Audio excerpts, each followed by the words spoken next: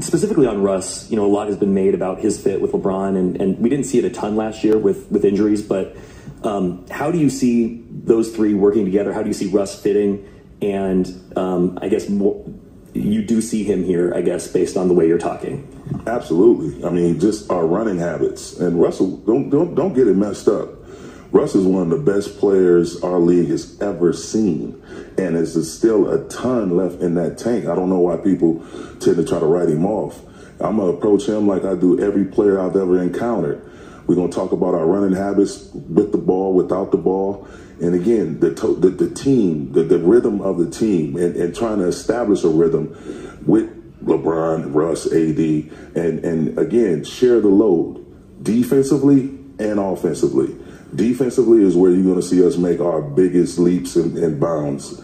We have to commit to the defensive side of the ball, or we don't have a chance to do anything. The offense won't even matter if we don't get stops.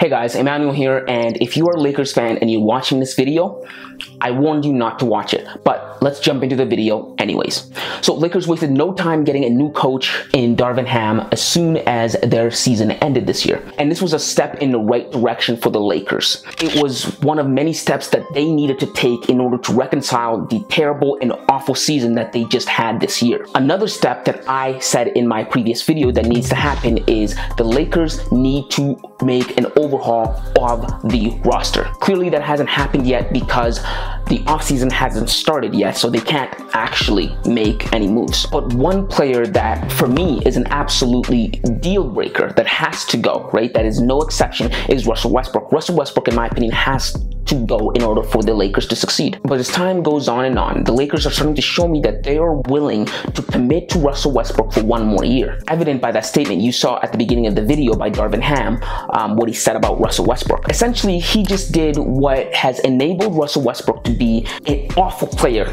his whole career, and that is he pandered to him. He pandered to Russell Westbrook. He said that Russell Westbrook is one of the best players that this league has ever seen. Now that's not good. That's not good, because that goes to Russell Westbrook's head. That he actually believes that, and he actually believes if he's one of the best players to ever play this game or be in this league, he doesn't need to work on anything. And clearly you and I know that's just not true. And that is dangerous. And if you're a Lakers fan and you watch that clip should have sent chills down your spine. This is the sort of pandering that allowed Russell Westbrook, that enabled him to never actually develop his skills. This is the type of pandering that made him a prolific turnover machine, right? He never actually had to look in the mirror and say, listen, I'm not as good as people say I am. I need to change my game. I need to work on my skills. Skills like shooting, skills like ball handling, skills like decision making, shot selection, decisions like when to slow the game down, when to speed it up, when to distribute, how to distribute, get my teammates involved, be an actual asset to a team, right? Instead of just being an asset to Russell Westbrook. In that clip, Darvin Ham said he doesn't understand why people write off Russell Westbrook. Darvin, you know exactly why people write off Russell Westbrook. Anybody with any sensible knowledge of basketball knows that Russell Westbrook just does not work with LeBron. He's written off because he is a liability to any team he plays for. He's a turnover machine, a bricklayer. He is a nuisance. He is a headache. That's what Russell Westbrook is. This season, Russell Westbrook had a plus-minus of negative 211. For perspective, if you don't know what that means, plus-minus is calculated by taking the difference between the total amount of points that a team scores versus the opposing team, what they score when a certain player is on the court or is in the game. A positive plus-minus means your team is outscoring the other team every time that you're playing. Now, a negative plus-minus means the other team is outscoring you every time a certain player is on the court. The Lakers were outscored by 211 points every time Russell Westbrook was on the court throughout this whole year. That's for the whole season. So it takes up the plus minus of individual games and they add it up. All the plus, the minuses, and they add it up. And Russell Westbrook's plus minus comes up to negative 211 points.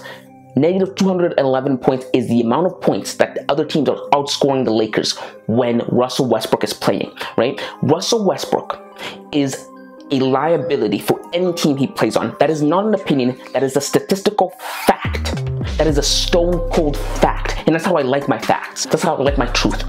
Cold. Because that's how I know it's true. And that is why people write him off. Because anybody with any sensible knowledge of basketball understands he is a liability to any team he plays on. That is the reason why Laker fans do a facepalm whenever Russell Westbrook attempts a shot. And I'm hoping that the Lakers do the smart thing and they move off of Russell Westbrook in this offseason at any cost, whatever cost, even if that means eating up that $42 million of dead money that he has on his contract. Eat it up, cut him. If nobody will trade for him, cut him. Because in the long run, it will be beneficial to the Lakers, right? Because now you won't have to have your new head coach tippy-toe, pander to a player like Russell Westbrook, who is not interested in the success of the team, but is more interested in his own success, right? In his own numbers. Triple doubles. That's all that matters to Russell Westbrook. Russell Westbrook is not interested in anything that's not Russell Westbrook, right? He doesn't care if the Lakers lose a game as long as he has his numbers. That's Russell Westbrook. He's not a winning player. You won't have a coaching staff or players that have to pander to Russell Westbrook to keep him happy at the expense of the team, at the expense of the success of the team. And I'm hoping Darvin Ham was just saying that. I hope you're saying, Darvin, if you ever see this, I hope you were saying that just because the cameras were on. Because there's no way, right, that you can sit there and be the head coach of the Los Angeles Lakers and say you don't know why Russell Westbrook is problematic. Even Frank Vogel knew Russell Westbrook just could not work with Anthony Davis or LeBron James. Because Russell Westbrook does not have the intellect to be self-aware in himself to see his mistakes. And in his head, he thinks, not being able to see my mistakes got me this far. I should just keep doing it. And when you enable that, when you pander to him, when you gas him up, you will see no improvement. Because any smart person would have noticed, listen, I can't keep playing the way that I'm playing. But Russell Westbrook doesn't have that. Russell doesn't understand. Even when he's playing with LeBron James, even when he plays with the best of the best in the league, Russell Westbrook still thinks it's him. It's his show. He'll take unprecedented, stupid shots that puts the team at risk. That's why he is a liability. That's why people write him off. People don't want him on their team. Your trade value is indicative of the player that you are. I'm going to give an example that is not basketball.